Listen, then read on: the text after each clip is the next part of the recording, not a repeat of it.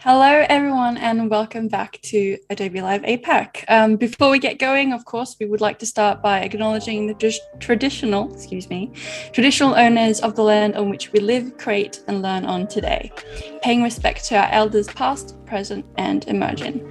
And as you can see, we're back here again with Flyn Tracy. How are you doing, Flyn? I'm good. How are you, Joe? Very, very good. Excited to be here, excited to be hosting, excited to have you as our guest. Yes, very weird being on the guest side of things and not doing the intro. I have to just kind of sit here at the beginning. It's super weird. Just like, but you're doing a great job. What with my hands? Oh, thank you so much. What do I do with these? I'm just going to be like this the rest of the stream. Yeah, good to be back.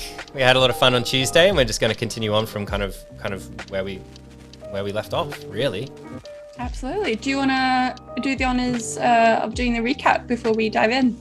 Let's do a recap as I navigate the streaming software at the same time as the design software. Let's start at the beginning, which is always a great place to start. So if you missed Tuesday session, don't worry, we're just gonna kind of quickly rush through it, and then we're gonna continue on kind of on our branding project. So this will take less than a minute, but basically we're creating a music loud, good. We're creating a skateboarding logo, kind of brand identity, whatever you want to call it. We'll kind of expand from the logo to create the identity for 8 to 13-year-olds. We've got a name. It's called Talon. This is literally for a kid called Talon, and the logo must be age appropriate. So we'll get into that a little bit with the color and sharp edges and things like that in a bit. So that's the brief that we've been working from. We had a quick look through at the world of skateboarding and some of the stickers and logos and apparel and the sorts of things that they do, and kind of quickly discovered that a lot of it is like pretty not R-rated, but like, you know, pretty intense. Bit violent. Yeah, it can be a little bit violent. Like skateboarding is a very like punk culture, so we probably don't want to go too far down that route, but we also want it to look like a real skateboarding brand, so we don't want to deviate too far away from it, so we need to find this kind of happy middle.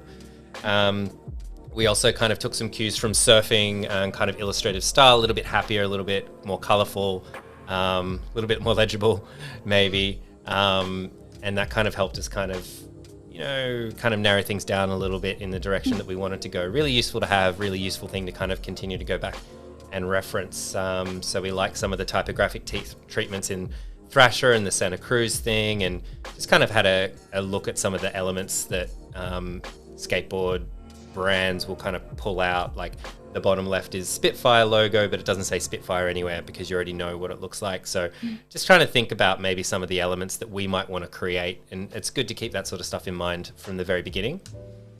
Here are our Hootie Boys. So we spoke about talons, so the relationship between talons and birds of prey. And so, you know, in our research, we discovered that birds of prey have talons, and non-birds of prey have claws. So that's kind of an important distinction, which I didn't know about. So research is really important.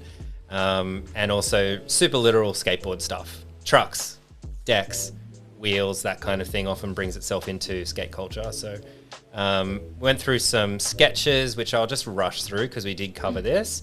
And we basically came to 3 territories, 2 of which we pursued on the last stream. We also went through and chose a couple of fonts that we thought might be good starting points. I'm starting to fall in love with this middle black letter font. The more I play around with it, I really like it. And so it has made its way into this kind of territory, which is the super literal skateboarding one. And that's where we're kind of picked off. I pushed this a little bit further, skate pun intended, and just started kind of building it out a little bit. We basically kind of ended up around this middle part, but Just played around a lot more with different variations on the logo. What could it be? How could we expand on it and things like that? But I really kind of like this kind of gravestone-y kind of style. The lock-up's really neat. It's a really nice shape. It's quite identifiable as well. Like if you zoom out quite a bit, you might try that. Like I think even this just by itself is quite identifiable, especially if you got rid of the skateboarding part. I think, you know, creating a logo that works with a shadow that differentiates itself between everything else in that kind of market is always a useful thing to do. Yeah, creating an ownable brand where the silhouette also is distinguishable from afar is essential. Exactly. And I kind of like this concept a little bit more. So this is the owl concept. So this has got our birds of prey, which relates to the name Talon. So I think this is probably the better concept, but it's also a really simple idea and a simple kind of logo or logo mark, I would, you know, call this more. Experimented with just different weights, and I did a lot more than this, but these are the ones that I thought kind of worked. Interested to hear what chat thinks about these ones. They're very slightly different, so if you're watching on a small screen, you probably can't even tell. But they're different weights of the lines, and kind of move the relationship between the lines here and the eyes and the background circle to create the owl shape. And I kind of like this one here. Also played around just a little bit more with different variations of the actual line work. I kind of did it knowing that I don't really want to do tapered edges or things like that, because it takes away from the skateboard. So it's kind of almost an abstract skateboard here. So, you know, this logo, if we go back over here, this little thing, it's almost skateboard-like, which I kind of like. Like, even if people aren't going to pick it up straight away, it's kind of a nice little smile on the mind. So if you know, you know. Yeah, it's something that you might see a brand 100 times and then you see it again and you go, oh, that actually kind of looks like a skateboard. Oh, they must have meant that. And that's like a smile on the mind, which is the best graphic design book, if you haven't read it, in the world ever written. So that's super cool. So that's kind of where we ended up, playing around with some of the fonts and things like that. I definitely think this is the best concept to go down, but I think we're probably going to have a little bit more fun on stream if we go down the skateboard ramp. Oi! So there we go. I don't know. What do you think, Johanna? Should we go down the skateboard way to kind of explore color and variations and things like that, or the owl? I think it's a difficult choice, but I think the skateboard is the way to go. Let's roll with it. Let's roll with it. All right, cool. I've just been doing everything in Illustrator, which is kind of, you know, doing branding and logos and stuff. It's just the place that I'm the most familiar with. Hey, Jessica, in chat. Yes, I am streaming. Weird. You got there before I could. But speaking of chat, of course, hello, Jessica. Welcome. If you're tuning in on YouTube, please hop on over to Behance. That's where we'll be monitoring the chat and also engaging with the chat. And chat. I've said chat so many times. Chat last time. If you have any questions for Flynn or myself about what we are doing, about the software or branding or anything like that, throw them into the chat and we will get to as many of them as we can. And yeah, I think we're ready to go. Okay, cool. So yeah, we're going to be chatting a bit about color. I mentioned in the last stream that I'm colorblind, so I like to use online tools to help me make sure that everything's harmonizing and working correctly, because my eyes don't see in the same way that 90% of the population will. So to make sure I don't kind of get caught up, I want to kind of make sure that, you know, I'm getting it from a source that is helping me out, that mathematically, yes, it works. There's a couple of things inside Illustrator that can help us do this. But first we want to just make sure that monochromatically this logo is working well. So I got some grays in here as well, so cheating a little bit, but first things first, this is like the raw file. So I would definitely clean this up a little bit more, but we're not going to spend the time kind of trying to get this pixel perfect at this stage, or even for the client presentation. It can be a waste of time, because if I end up presenting and they end up not liking it, then I've wasted all those times that no one's going to see. It's something I would do in post-production once the client has like signed off on things. Time is your most valuable resource.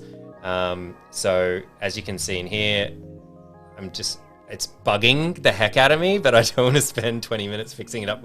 But this is, it's an odd shape there. But anyway, whatever. We're going to roll on. So because this is still type, so this is still our font, this is still a font. We're going to grab all this and we're going to play around with libraries here. So I've got my library set up, selected this entire image. I'm just going to group it and click this little plus button down the bottom, and we're going to fill it as a graphic. And I'm just going to change where our cameras are so that Johanna's head isn't covering that up. So that was just a plus down here and adding the graphic.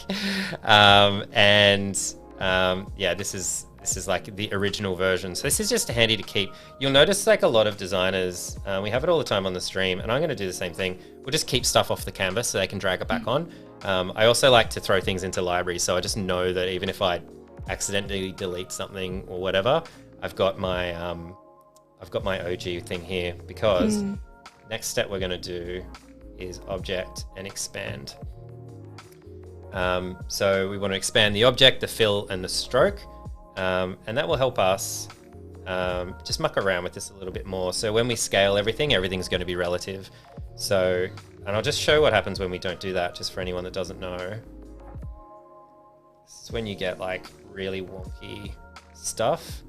So now the type is scaled perfectly, but our rounded corners have gone crazy. So you'll notice that these rounded corners are technically the same as this, but relative to the shape, they're much sharper now because we've increased the total shape size. Yeah, which is a funny thing. And of course, our width has gone away. So our nice chunky lines have disappeared because we've scaled it without expanding the selection. So if we had to fix that up after the fact, we would have to go in and then manually find like new stroke width that worked, which we don't want to do. As we said, time is of the essence. So we just expand it out. Like Absolutely. so. Let me scale. And then we're all good in the hood. So yeah, we want to make sure this works on a dark background and a light background. One of the very first things that we're going to want to do. So I'm just going to be really technical and just put a rectangle behind here. I often wonder if there's a better way to do this, but and there's a couple ways we can do this. So we want to invert the colors, right? So what I would normally do is kind of get our shape and click into it and change all the colors. So we can go in here, lots of clicks to change this to whatever the inverse of that might be. I assume it's probably going to be a bit just a darker gray in this case, so something like that. And that's something you can totally do. No problem doing that. It's only going to take a little bit of time. But we're going to do it the cool way. And I always go to object first. So in edit, you can edit colors, and there's so many options in here. You can recolor the artwork with a preset, which is super cool. Adjust the color balance. Yeah, all sorts of things, like blend vertically. Okay, it doesn't work because it's a compound path, but whatever. You can play around with these, but you can invert colors. Boom. Wow. Yeah. So that's like a really nice way just to very quickly kind of invert your colors. Obviously, when you're working monochromatically, it's perfect because it's literally going to be the opposite of the K value, like the black value. But I don't know about you, but I think the black outline works really well on the right-hand side, but I think the white's a bit intense, like if that was on your website or something. So I would probably come through here and just manually change this bad boy. It is great though that you can have something that automate some of the process, but obviously as with anything design, a bit of a human touch is always appreciated. So having the tool that helps you get maybe at least 50% of the way is fantastic, but not relying entirely on the tool and realizing like, yes, it's done a lot of the work, but has it done enough of the work, and sort of going in and tweaking what the human eye or what you feel could be a little bit different. Yeah, it's great to get like a kind of helping hand. So you're not doing everything from scratch, but also, yeah, sometimes you just got to get your hands dirty. Get in there. Yeah, get amongst the pixels. Keeps you honest. So yeah, just manually changing these, just as a cheat kind of shortcut. I picked just kind of like a mid-gray, and then I just copied the hex value down here. So I'm just repasting it every time. Amazing. Whatever. That's cool. And shout out to Sophie Eleanor in the chat, previous guest here on Adobe Live, and a wonderful, wonderful creative and human being. Damn, Flynn on the tools. I know. And Johanna hosting. Happy days. Happy days indeed. I agree. This is, I mean, personally, I'm having a great time. I'll leave that for now. I'm not going to get into the details of that. But yeah, so here we go. So it's something like that. I might come back and fix that up if we have time, but I want to keep moving on. Hello, Sophie. Good to see you. Now let's talk about color. Let's talk about color. Yeah, so super colorblind over here, which has been a hindrance for a lot of things, like being a graphic designer, having a graphic design background. So online tools are my friend massively. I think we talked a little bit about this. Let me move our cameras again. Yeah. Talked a little bit about this in the previous stream, but yeah, I need my help. So rather than just color picking or anything like that, because it could end up just looking really kind of crazy, I like to use, something like this. So we're going to explore today. Ooh. The internet wants to play nice. But yeah, Adobe Color is like a super great resource to just kind of get references. And for those of you with like full vision, maybe a good starting point. For me, it's like the beginning and end of color until a client says, whoa, that's gross. But you can check through Explore. You can check through trends as well. So maybe you want fashion kind of color palette, graphic design color palette, illustration. I'm surprised is there a lot of black in the graphic design trend section. I know, right? I'm expecting to see like turtlenecks or like checkered shirts or something. And like game design and stuff like that. But essentially it pulls from imagery. So it will pick an image and then select the color palette from there. So I don't know, we're doing a skateboarding thing, so maybe we'll check out skate. And we got some like different kind of variations here for our color palette. But it's interesting the way that it works. Like this is skate, but it's a skateboarding illustration. So obviously that illustrator just put whatever color palette they want in there. So you have to make sure you check out the image. And then this is a black and white photo. So we're just getting, a gray rainbow here. So yeah, it's interesting, like the way that it works.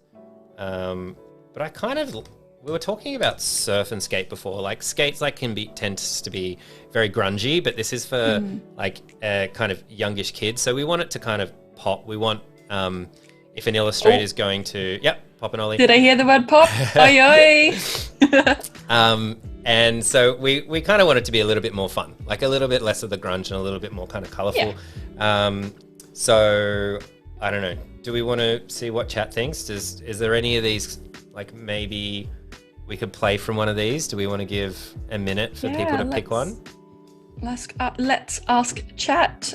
So Motor Void, Sophie, Jessica, Olamide, what do you think? What do you say? Are any of these colors popping for you? Great to see you as well, Moat. Lovely to see you in here.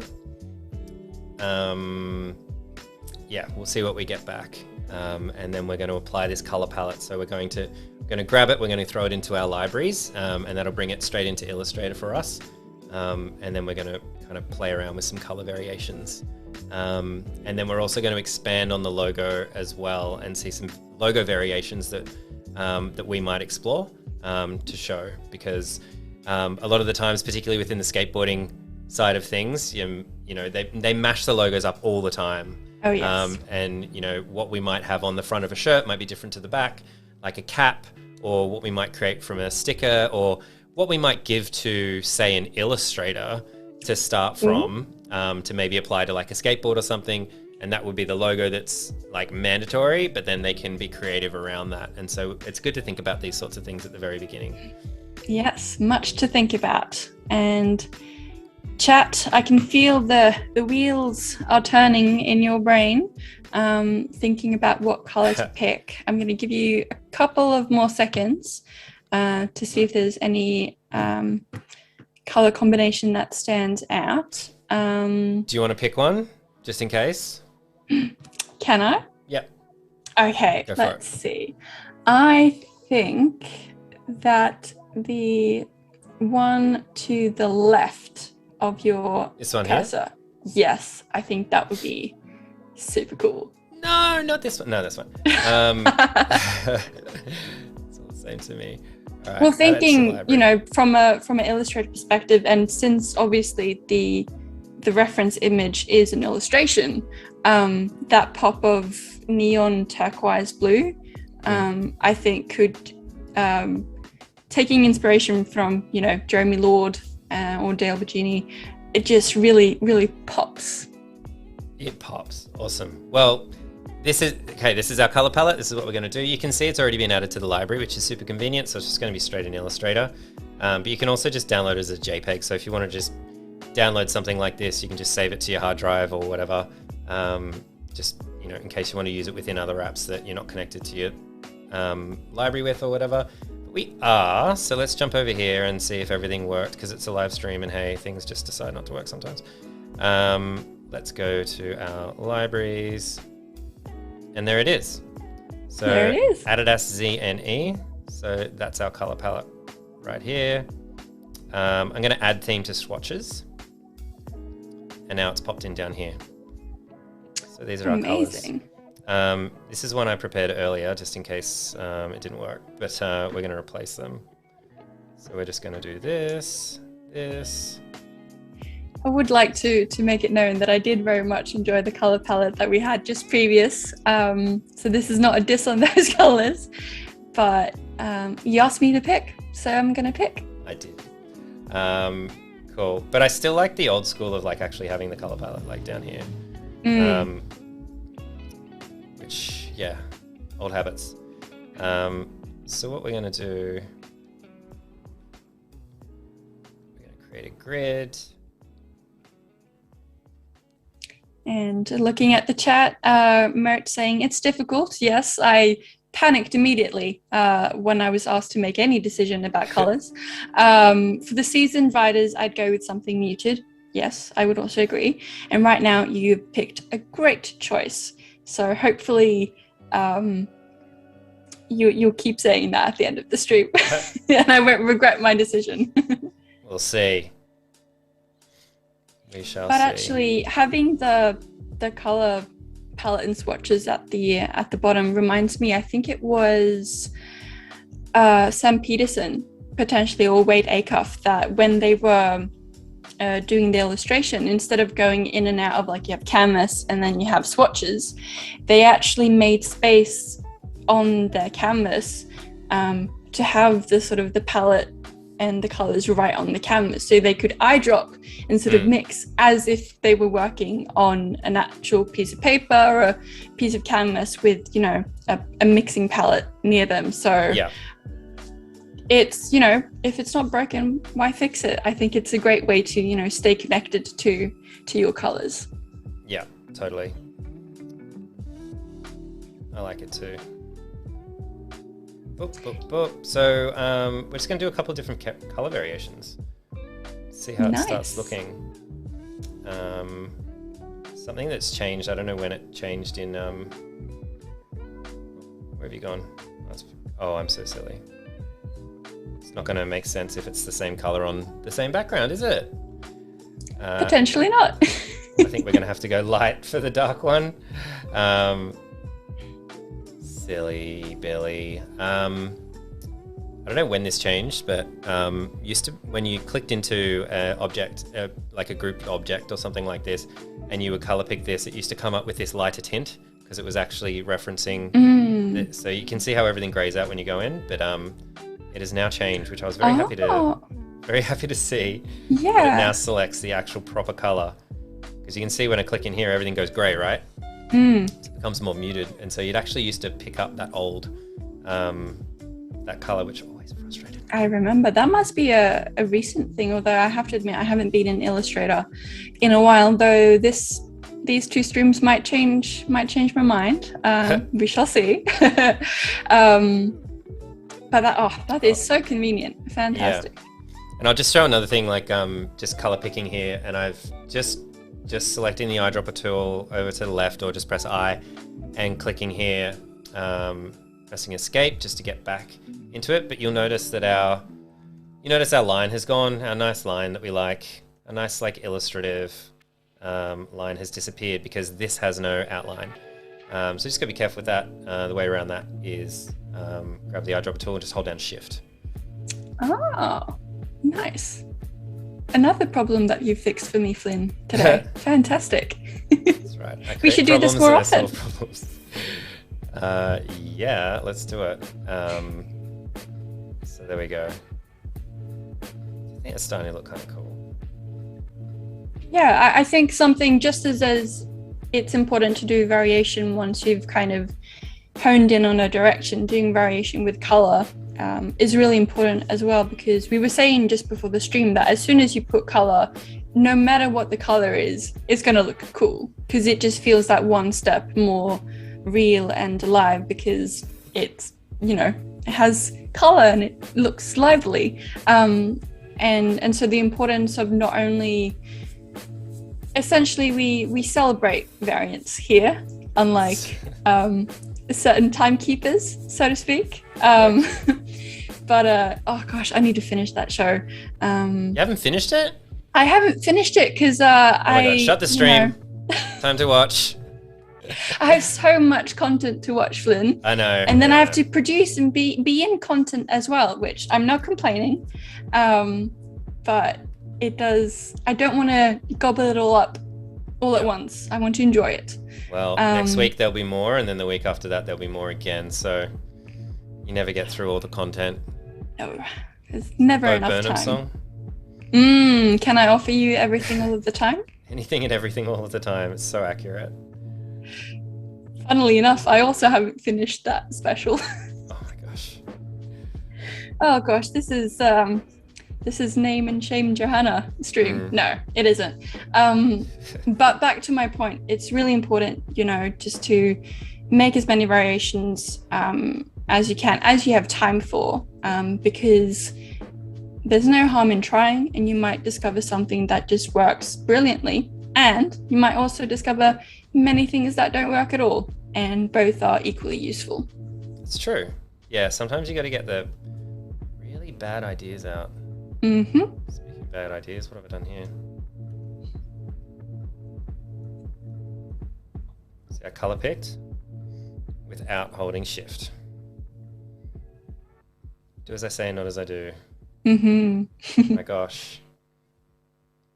I think we liked While you're sorting that out, Flynn, I'm going to look at chat again. So Mert, very kind. I think these colors are great, and they'll separate from concrete and vibrant murals on green and flowers pretty well. So that's also an important thing to take into consideration. What is your logo or your brand or your product going to be surrounded by? So obviously with digital versus print or traditional, you have the consideration of it's a screen versus it's not a screen, but also if you are or if you're making packaging for or a label for a beer can, you have to take into consideration, okay, what do other beer cans look like? So you maybe do something that blends in, stands out. So thinking about the environment and the context of what you're doing is just as useful and just as important to think about as making something designed that looks nice. Yeah, that's absolutely true. colors are kind of all over the shop. I think that's yeah, it's interesting with because that's the advertising approach. So for those that might be interested, like the advertising approach to something typically goes like this, like, hey, we're X brand and we're trying to break into this market. We need an ad campaign, we need like a logo, we need a brand, we're putting all this money into it, it's launching in 3 months, whatever.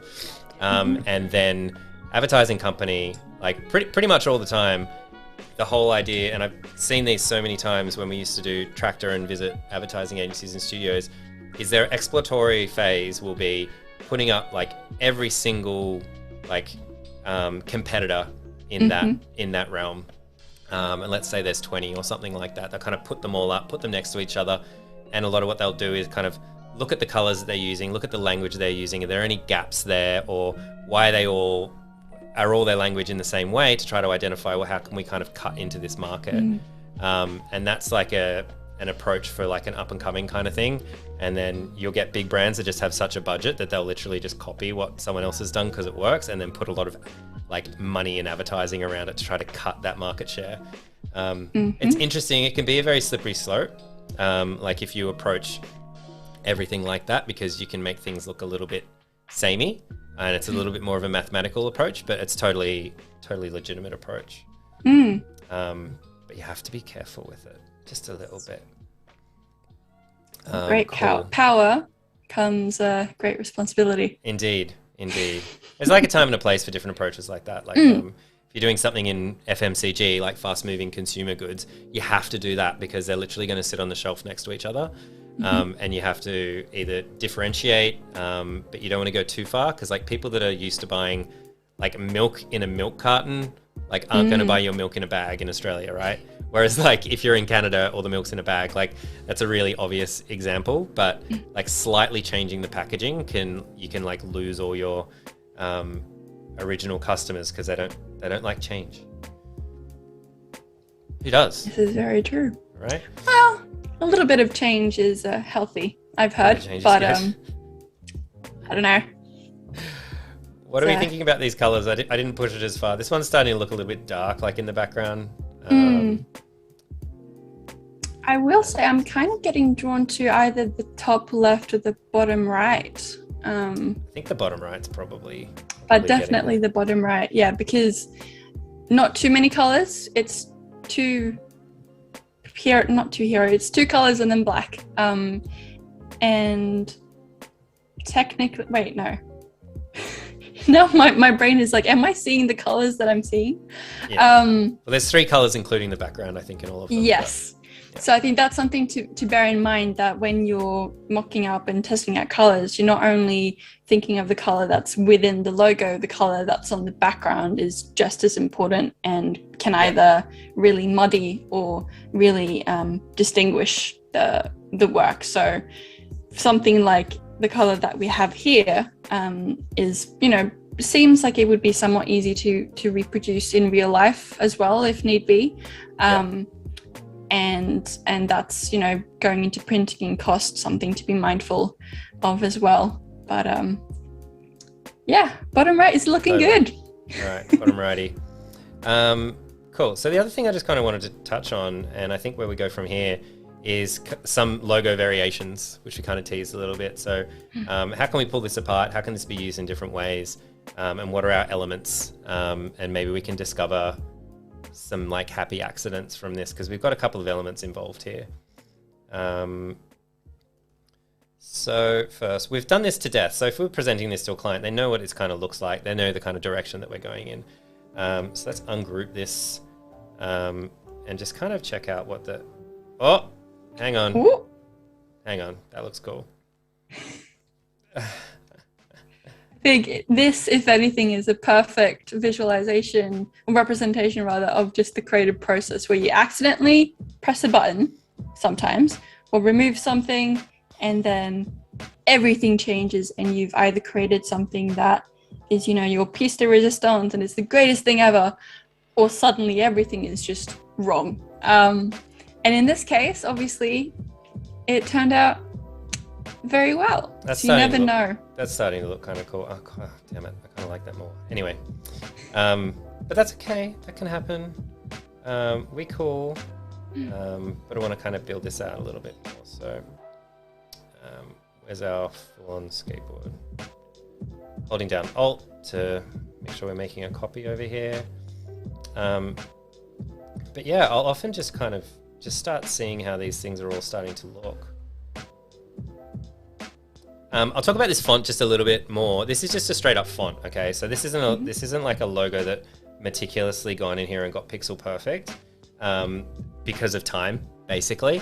But I would never give a font, like just a straight up font, even an Adobe font, to a client and go, cool, here's your logo, because it's literally just a font. So there's nothing special about it. What I would normally do if I found something that I quite like, and of course, depending on the budget, time, the project and things like that, is I would customize this in my own way. So make a couple of tweaks to some of these angles and redraw it kind of myself. I would certainly change the angles. Like, I'm not super in love with this L, like down the bottom. Looks a little bit wonky. And there's probably one or two too many cuts in here for my liking. You might remember this. I love the T, the cutting into the T. So it might even just be something as subtle as that. And I might even slice off the bottom and just keep the top. You know, it's something that I would spend a lot of time playing with to customize it out. I also just wanted to really quickly show like the ligature changes that you often have. So for those who don't know, depending on your font, if the creator has created the ligatures for it, it will pop up when you highlight a single letter. Boop. And it can be really cool. It's really great for like G's and S's and things. I hope Sophie's not watching anymore. She's going to be like, well, no. I was going to say, actually, just the process of, you know, picking an already existing font, and then tweaking it is a part of that process as well. And I think just a very smart and time efficient, and I feel like you learn a lot from that process as well, because if you mess with it too much, you'll see, oh, this letter doesn't work anymore. And so kind of by making your mess, you're learning how to better put things together. Yeah, exactly. And that's a throwback to the kind of commentary you'd expect from Cheese Town, which is a throwback to a previous stream. But you know, sometimes you gotta have a little extra cheese. It's true. Oops. Let's outline that. Big. So this is just a little bit of experimentation. God damn, I really like this. So I'm gonna pick this up and play with this just for a little bit more. If you'll indulge me, just because I think it's kind of cool. You're the boss. And to let you know, Sophie is still watching. And you're doing great, Flynn. Look away! Clap, clap, clap. No, truly, you are doing a great job. She wouldn't tell me publicly if I was doing something wrong. She'll tell me after the stream. Yeah, we actually have a separate group chat, which is Flynn critiques. Nah, you don't. Like how to be better. No. Best. I think it's just the exciting part of being live. You know, you make stuff, you make good or bad, though that's relative. But the most important part is, you know, you're here, you're making, and we making. That's why we're here. We making for sure. How are we doing for that? When I rounded corners back, I just remember that it's 7 point around this size, so that's fine. Are these still outlines? Yeah, we could always just copy this. Oh, nope. Remember, shift. Yeah, whatever. Just playing around with different lockups. And with this sort of, would you set yourself, if time wasn't an issue, which time is always an issue. It's always an issue. Yeah. Would you kind of say, okay, I'm going to do 5 variations, take a break, come back, and then see if there's more variations to do, or would you want to do all your variation or experimentation in one go? I don't think I've ever put a limit on it. I'll often put like a limit on how long I have to work on something. Like we literally have like 15 minutes left and the internet's going to cut us off. So there is like definitely a time limit here. No,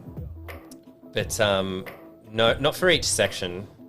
I wouldn't say this is experimentation, this is this is that. You know, if there was a very hard deadline, then look, the experimentation is going to be pretty quick because like everybody else, I'd be panicking pretty much the whole time if there's a really tight deadline like that. And like most people, I'll work to a deadline. So, yeah. I think we want this halcyon one. I'm sure it's not halcyon. Let's do an italic. How come? How come? Sounds better. How come? How come? How come? I love doing this. It's so much fun. Whee. And get rid of that. Oops. Is our lorem ipsum. And thank you, Moat, as well for joining us. Please rest thoroughly, and I hope your neck is feeling better soon. It's very important as creatives and just human beings that we take care of our tools. One of those tools being our bodies, doing stretches, going for walks, drinking enough water. Sip check is very, very important. So thanks for reminding. Moat, yeah, I applaud you for prioritizing your health. That is very important. Absolutely. Especially your neck. My gosh. When your neck goes, you're just stuffed. I'm just playing around with Type on a Path tool. And just a reminder, you can kind of like double click this bad boy. And we've got skateboarding up the top. Just want it down the bottom. Oh, I think I actually have to select it. Oh no. Yeah, I think you might. Oh? If this works, I'm going to be very impressed. Cool. Yeah, I think you might have to drag the line that is at the top. So wind the clock back. Wind the clock back. That's right. And then flip it. Mm-hmm. Yeah, Type on a Path tool's always been like finicky to me. Sure, yeah, it's a skill in and of itself, I think. It is. Work. There we go. Woohoo! And obviously you can play around with different sorts of things. Stair step could be cool. Don't know what gravity does. We're just going to go with rainbow. I usually prefer to align it on the center just for realignment and things like that. We've got our spacing and stuff. Make this a bit bigger. I think we need something a bit thicker. Yeah, maybe bold italic. Oh, I don't know. Let's just do it like this. Get out of here. Oh, white. That looks like Corona, doesn't it? That looks like a Corona drink. Oh my gosh. You think so? Yeah, I think so. Fascinating. I don't see it, but I guess I don't drink too much Corona. No, neither do I. It's rubbish. Corona's I know as soon as because now I'm going to look it up after the stream.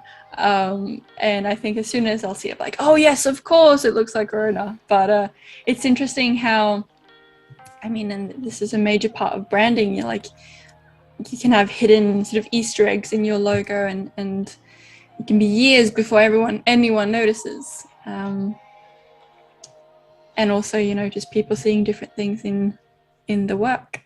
Yep, it's true. Okay, I'm just going to get rid of that stuff, and actually we'll pop this over here because this will make more sense at the end when we're kind of putting everything together.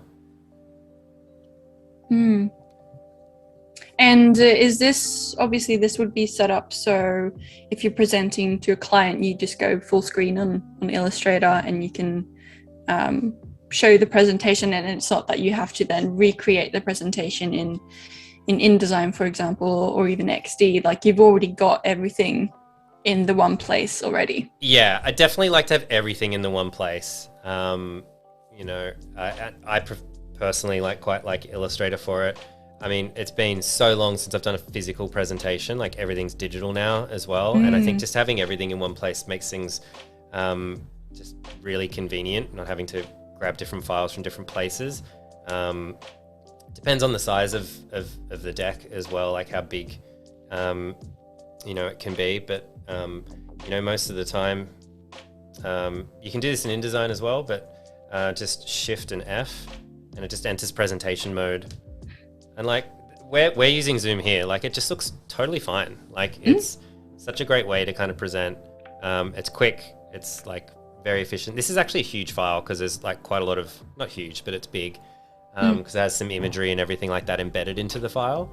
But it's still just shooting straight through these, like with no delay. So yeah, personally, I like to just throw everything in.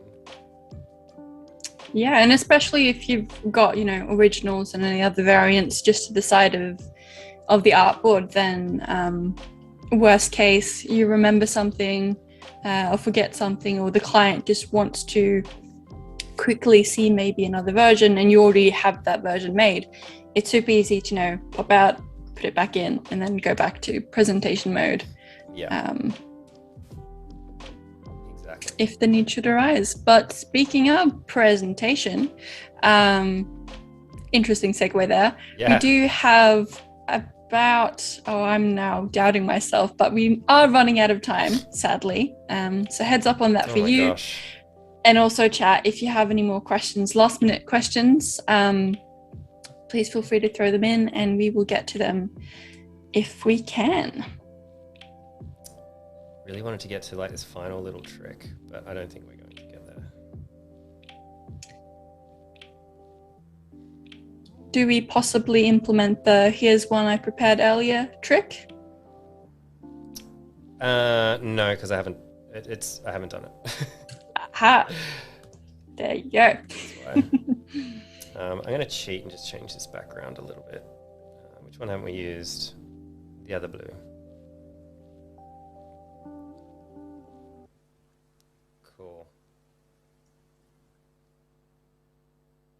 So there we go. Very cool. And also, you know, just in just about an hour's time, we've got so many more options to consider. Color is on the way. So it really goes to show that if you keep it simple and stick to, you know, I guess a structure in your workflow, you can actually explore so many different things in not that much time. Yeah, you can do it super quick. So get out of there. So where are we? So where do we end up? So we've got kind of our standard kind of lockup sorted here. Some color variations for the client to kind of look at. It's looking a little bit Christmassy. I probably want to fix this up just a little bit more than it is. I don't know about this like blue, that top right blue. I don't know if that's working. I probably want to tweak that a little bit. Again, I'm colorblind, so you tell me. But I feel like it's clashing a little bit. And then a couple of different variations here. And this is probably internal, although these are like starting to look kind of cool as well. I would like to like throw a bunch of different options at the client, show how, you know, much more variations on this with different lockups, different shapes, things like that. And then applying to apparel and things like that. Let's see, do we have time? Oh, we've only got like 5 minutes left. Okay, I'm gonna quickly try to show something. You can do it. Gotta go fast. I was playing around the other day with our good friend, the Shape Builder tool, and this is what I would be doing next for our logo to personalize it. But I just want to show it so people can check it out. So I was like, how would I do this? And then I thought I would do a bit more research into it. And our good friend, Andrew Hockradell, had this really great example of how to use Shape Builder tool to create like geometric logos and things like that. It's super simple. Basically, you create these shapes, usually overlapping shapes, something symmetrical or anything like that, and then grab out, where are we? Over here, Shape Builder tool, and you'll notice that this kind of follows where my mouse goes. Illustrator knows that I'm selecting these things, so I can click it. Where are we? I think if it's is it Shift or Command? Yeah. And what we can do is say we want this shape, is we can just draw. And it'll pick Incredible. up, yeah, and it'll pick up like everything we want here. And then it will take that shape out. The more you know. I know, isn't it cool? You can do it like that as well. It's like a really interesting way to make logos. Cool. And play around with geometric shapes. So maybe we want to do it like this. I mean, now I want a whole other series just on this, Flynn. It's pretty cool. Yeah, it's a pretty cool thing to do. You can do it with like any kind of grid. Works really, really well for like the kind of impossible shapes and geometric like logos and things like that. So yeah, have a play around with that, because I had a great time playing around with that. We don't have time for that today because we're pretty much out of time. But yeah. That takes us to the end of the stream. Should we plug the next one? Because I'm pretty excited about it. Yeah, I think we should. All right. So we were talking a little bit on Tuesday about how we want to make this logo in this brand, but often like an illustrator or an artist will expand from the initial logo and do their own take on it. So a really good example, which don't really have time to show, but you could Google it if you want to, is like Element skateboards. So that's the example where they'll have the logo, like something like, oh, is that an element?